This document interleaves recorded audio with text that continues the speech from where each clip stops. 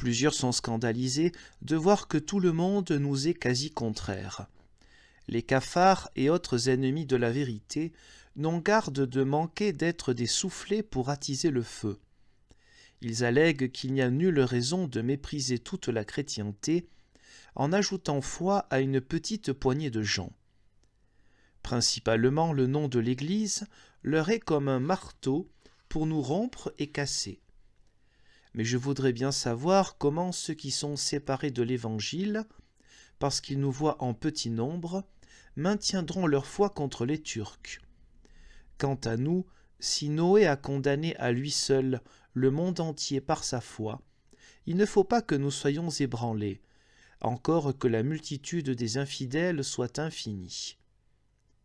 Cependant, je dis que ce n'est pas honnête, mais plutôt une ingratitude trop vilaine, d'attribuer plus de prix et d'autorité aux hommes qu'à Dieu.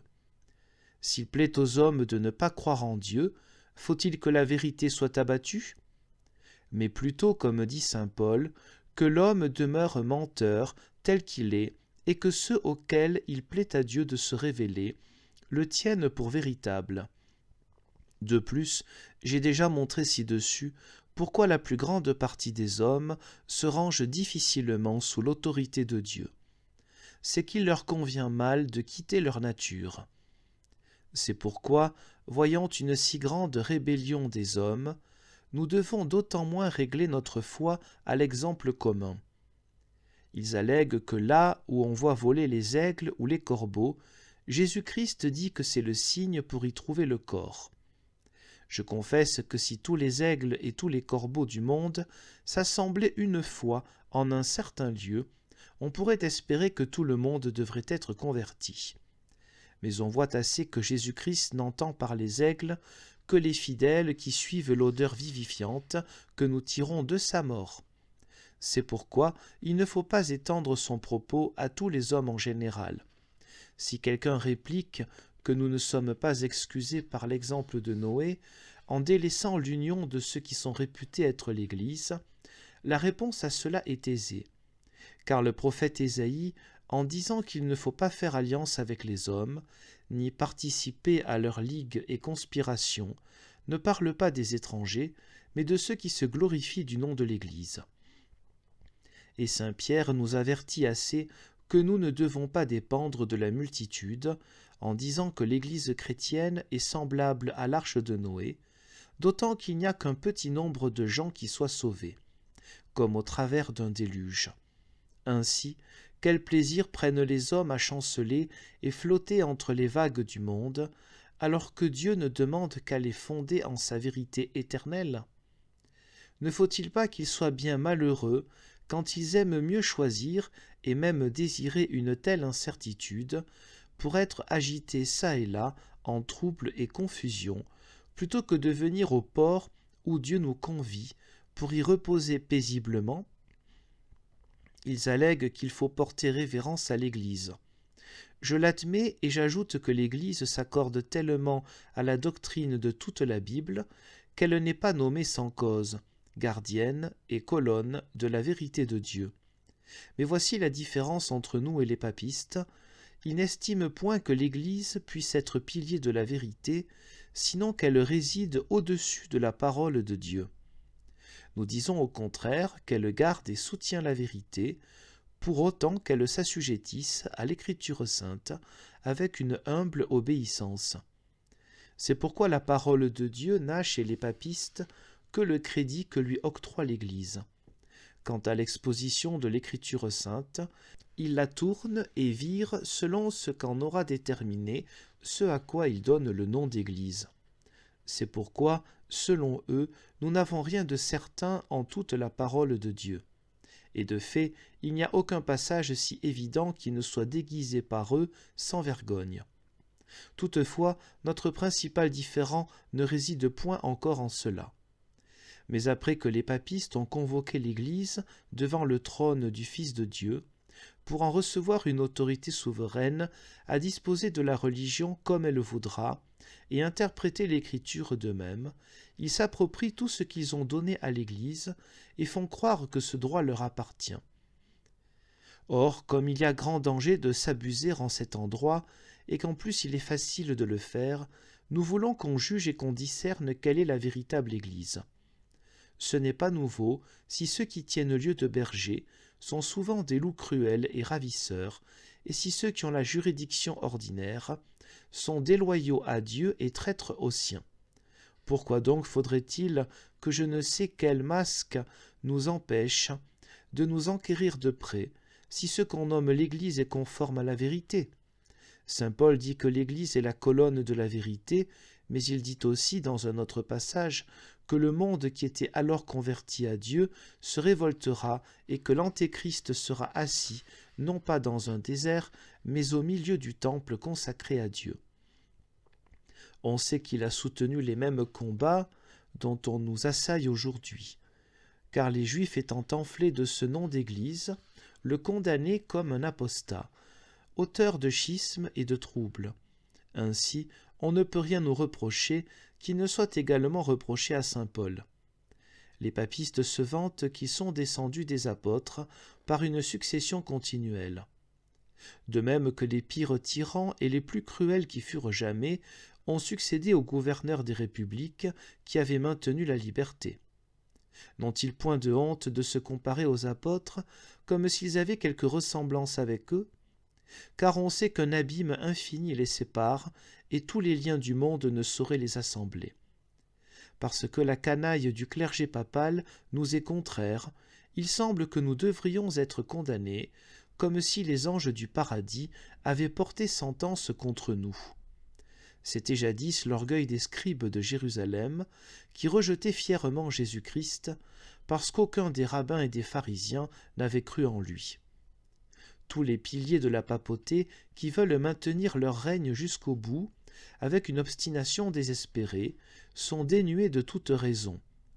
Je ne m'étonne pas qu'ils fassent retentir leurs grands mots d'Église, de siège apostolique, des pères et de l'union catholique. Mais je voudrais bien demander à ceux qui se scandalisent à cause de cela, pourquoi ils ne savent pas que tout cela n'est rien.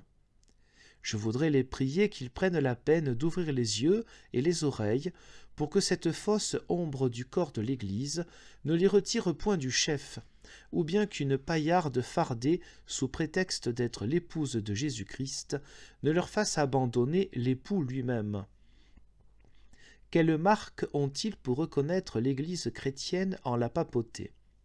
Sinon que voyant le pape vêtu de blanc, traînant la croix à ses pieds, les cardinaux accoutrés de rouge, les évêques mitrés et le reste harnachés chacun selon son état, ils ne demandent aucune autre assurance que de tels badinages semblent faits pour jouer une farce. S'il semble que je parle trop rudement, de quel langage pourrais-je user pour parler d'une telle impudence? Ayant été tant de fois rembarrés par nous, ils présument néanmoins toujours se couvrir de ce titre d'Église. J'ai dit ci-dessus que quasi personne n'est trompé sur ce point, sinon ceux qui cherchent consciemment des empêchements pour ne pas venir à Christ. Il fut un temps où un tel scrupule retenait beaucoup de simples et bonnes gens. Mais à présent c'est chose certaine que presque tous ceux qui prétendent être scandalisés au nom de l'Église se moquent de Jésus-Christ par malice délibérée. C'est une même ingratitude excessive de dire qu'ils croiront à notre doctrine quand ils verront des miracles qui les contraignent de dire que Dieu nous a envoyés. Or, je dis au contraire, puisque notre doctrine montre assez qu'elle a été approuvée par tous les miracles qui ont été faits dès le commencement du monde, ceux qui désirent encore des miracles nouveaux, en ayant oublié les anciens, sont des monstres aussi contrefaits et étranges qu'un homme converti en bête, car ils sont alourdis au point de ne pas apercevoir la puissance de Dieu qui est plus qu'évidente. Parce que certains se sont enrichis des biens de l'Église et que les autres qui étaient affamés s'en sont rassasiés pour un peu de temps, les ennemis de l'Évangile font croire que nous avons été incités par la convoitise, que par un bon zèle, à changer l'état ancien. Et plusieurs, qui ne demandent qu'un prétexte pour rejeter Jésus-Christ, font semblant de recevoir ses propos comme vrais. Quant à moi, s'il s'en trouve quelques-uns qui aient butiné les biens de l'Église pour remplir leurs bourses, je ne prends pas leur cause pour la défendre. Nos livres témoignent aussi assez combien nous détestons de tels privilèges. Mais comme je ne voudrais point maintenir le mal, s'il se trouvait de notre côté, je réponds que c'est une méchante calomnie de nous imposer que tout ce qui a été ôté à ces gouffres de prêtres et de moines a été pillé. Pour le moins, partout où on a rejeté la papauté avec ses abominations, il y a quelque portion du revenu qui est distribuée aux pauvres, alors qu'elle était auparavant consommée par les putains et maquereaux, avec cette vermine de prêtraille. On dépense plus à entretenir les écoles qu'autrefois. Dans les lieux où les ennemis mortels de Dieu étaient auparavant soudoyés pour sacrifier à Baal, il y a maintenant des pasteurs nourris et sustentés qui administrent la doctrine du salut au peuple. Il se fait aussi d'autres dépenses en assez grande quantité pour maintenir l'état de l'Église. Bien que cette excuse ne nous absolve pas complètement devant Dieu, comme je le confesse franchement, elle suffit cependant pour montrer que ceux qui prennent scandale de cela sont plutôt des ennemis volontaires. Mais il réplique qu'il est démontré quelle affection nous a poussés à remuer l'état de la chrétienté, étant donné que la plupart de ceux qui font profession de l'Évangile sont tellement engagés dans leurs négoces particuliers qu'ils ne se soucient guère de corriger les vices et de mettre bon ordre partout, en sorte d'augmenter le royaume de Jésus-Christ. Or, si c'est ainsi, pourquoi ne nous échauffent-ils pas de la bonne ardeur de leur zèle, plutôt que de se geler à la froidure qu'ils trouvent mauvaise en nous? Qu'on lise les complaintes que fait le prophète Agée de ce que le temple était méprisé de son temps, on verra là une vive peinture de la paresse et lâcheté de notre époque. Si de ce temps-là, chacun était si occupé à bâtir sa propre maison, au point que le temple de Dieu était négligé, était-ce à dire que la restauration du temple n'était pas un ouvrage de Dieu saint et louable? Fallait-il que ceux qui voulaient être réputés fidèles, voyant les autres ne point s'acquitter de leurs devoirs et même pire, frauder Dieu en ses dîmes et offrandes, perdent pour cela leur courage? C'est ce que j'ai touché au début du livre. Beaucoup sont enveloppés aux amitiés de ce monde, et ils aimeraient mieux offenser Jésus-Christ de 1000 manières que d'acquérir la mauvaise grâce des incrédules. Cette malheureuse ambition les rend ainsi subtils à forger des scandales et leur aiguise la langue à médire de l'Évangile. Il y a encore plus, car ils ne se contentent pas de chercher à mordre dans ce qu'on voit déjà, mais ils songent au scandale qui pourrait suivre, afin de mettre la dent dessus. Ils imaginent que par les désaccords qu'on voit maintenant, il pourra advenir une grande désolation de l'Église. Ces bonnes gens jouant les prophètes et les pourvoyeurs s'ébahissent que nous n'en soyons pas plus émus. Et afin d'attirer sur nous la haine des ignorants, ils répandent le bruit que ce nous serait indifférent de voir le monde renversé. Je me souviens du propos que me tenait une fois l'évêque d'Aquila, tendant à me rompre le cœur. Il disait en somme que si nous étions obstinés à maintenir notre doctrine, il était impossible qu'à la fin on n'en vienne pas aux armes. Or, si une fois la guerre était déclarée, il me remontrait que les belles lettres et toutes les sciences seraient abolies, et qu'on ne verrait plus que barbarie et confusion brutale au monde. Tous ces maux nous seraient imputés, car il présupposait que la faute serait nôtre. Qui plus est, disait-il, la religion pour laquelle vous combattez tant périra avec le reste. C'est l'artifice commun qu'utilisent de telles personnes pour amollir ceux qui désirent servir loyalement Dieu. Je dirai maintenant à tous ce que je répondis à ce bon évêque en privé, c'est que nous ne sommes pas si dépourvus de sens que nous ne pensions bien à tout ce que Satan machine. De même, nous ne sommes pas si inhumains et cruels que nous ne tenions pas compte des inconvénients qui peuvent advenir. Non seulement nous désirons paix et concorde partout, et nous nous en mettons en peine, autant que cela dépend de nous. Nous aimons l'ordre et la civilisation, pour le moins autant que tout autre. Nous n'avons pas besoin de nous vanter en quelles recommandations nous tenons les lettres et la bonne science, mais puisque Jésus-Christ a commandé de prêcher l'Évangile, quoi qu'il advienne, et sans faire d'exception, il faut obéir à ce commandement. Les hommes dépassent les bornes quand ils sont assez arrogants d'espérer meilleure fin en suivant leurs propres idées que ce que Dieu leur ordonne. Car que veut dire cela ? Sinon qu'en usant de leur prudence charnelle, ils croient que tout ira mieux, qu'en cheminant dans la simplicité comme l'Évangile nous le montre.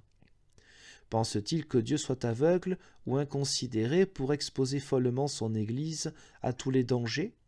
Au contraire, le connaissant si bon gouverneur, au-dessus de tout reproche, notre office est de surmonter toute perplexité, ayant en mémoire cette sentence d'Abraham, « Le Seigneur pourvoira à tout ». Ce serait bien surprenant que nous ayons le soin paternel de garder le genre humain et que Dieu, qui en est le Créateur et Père, ne s'en soucie pas, que l'Église étant délaissée par celui qui l'a établie et la conserve par sa seule vertu, se repose sur nous et notre belle prévoyance. On voit en cela l'outrecuidance des hommes quand ils ne se contentent point de leurs mesures. Venant de nous, cette excuse est, je crois, assez légitime, c'est que nous acquittant de notre devoir comme Dieu le commande, nous lui laissions faire son office. Puisque David prononce que c'est à Dieu qu'il appartient d'apaiser les tempêtes de la mer, de faire cesser les guerres, de rompre les chariots et de briser les lances, cette promesse doit nous donner assez de courage pour maintenir la doctrine de l'Évangile, laquelle apportera toujours la meilleure bénédiction que nous pourrions souhaiter. Toutefois, quelle qu'en soit l'issue, il ne nous nuira jamais d'avoir fait le service de Dieu que nous connaissons lui être agréable. C'est même une singulière consolation, dans les plus grandes calamités que nous puissions souffrir, d'avoir fidèlement servi à la gloire de Dieu, qui surpasse tous les royaumes du monde, et au salut des âmes, qui est plus précieux que toute la terre.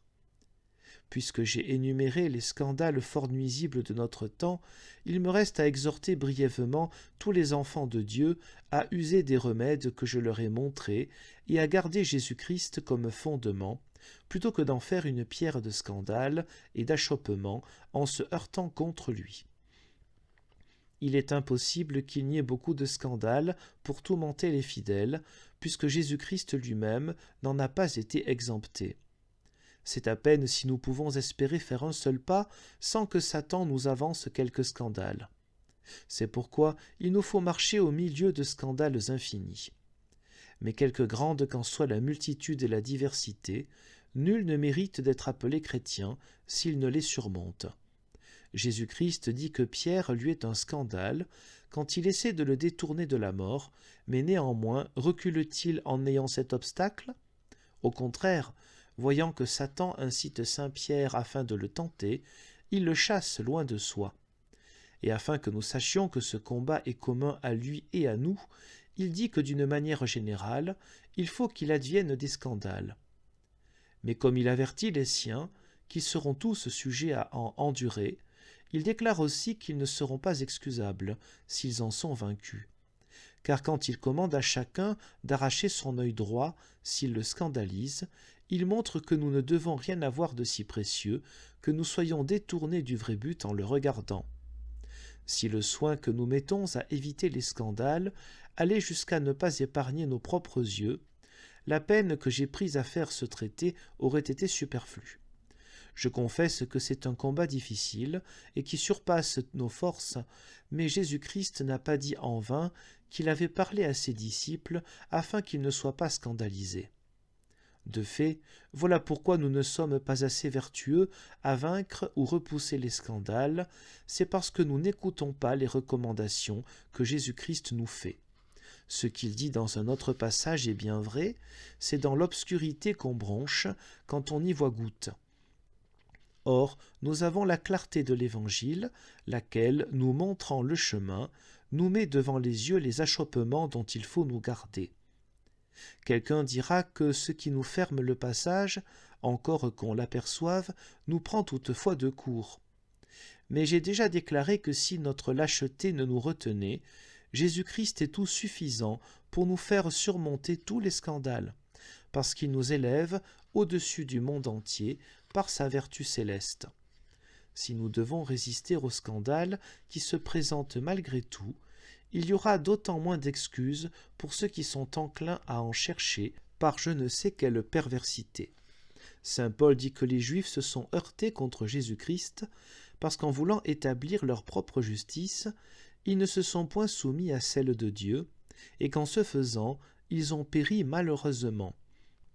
Toutefois, ils ne cherchaient pas le scandale de propos délibérés. C'est pourquoi ceux qui sont bien aises d'avoir des scandales, qui leur viennent de quelque côté que ce soit, ou qui les cherchent d'une convoitise mauvaise, sont insupportables. À l'opposé, saint Paul déclare qu'il oublie le passé pour se hâter de parvenir au but que Dieu lui propose.